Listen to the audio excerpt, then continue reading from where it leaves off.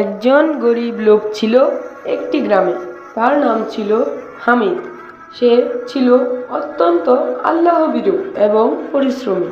তার ঘরে খাবার থাকুক বা না থাকুক, সে কখনো নামাজ কাজা করত না এবং সে সব সময় আল্লাহ তাআলার শুকরিয়া আদায় করত। সে প্রতিদিন গভীর জঙ্গলে গিয়ে কাঠ কাটে এবং সেগুলো বিক্রি করে তার জীবন চালায়।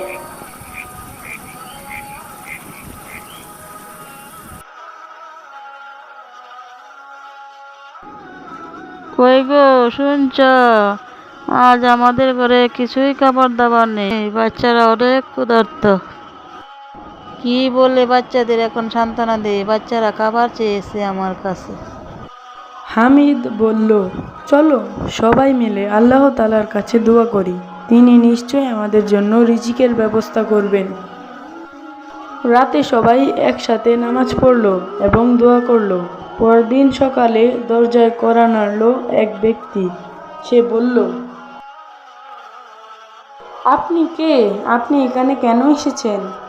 আমি পাশের গ্রামে যাচ্ছিলাম, হঠাৎ মন বলল এখানে আসতে। আমার কাছে কিছু খাবার আছে, যদি আপনি নেন তাহলে ভালো হতো। শোনো, কে আসছে?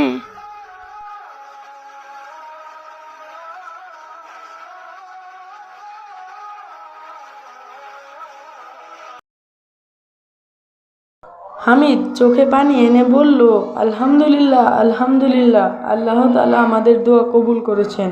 একজন অপরিচিত ব্যক্তি আমাদের জন্য খাবার দিয়ে গেছেন।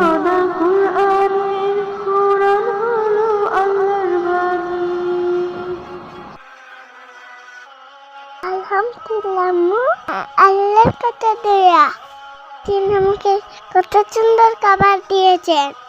শুকরিয়া আদায় করা উচিত আমাদের।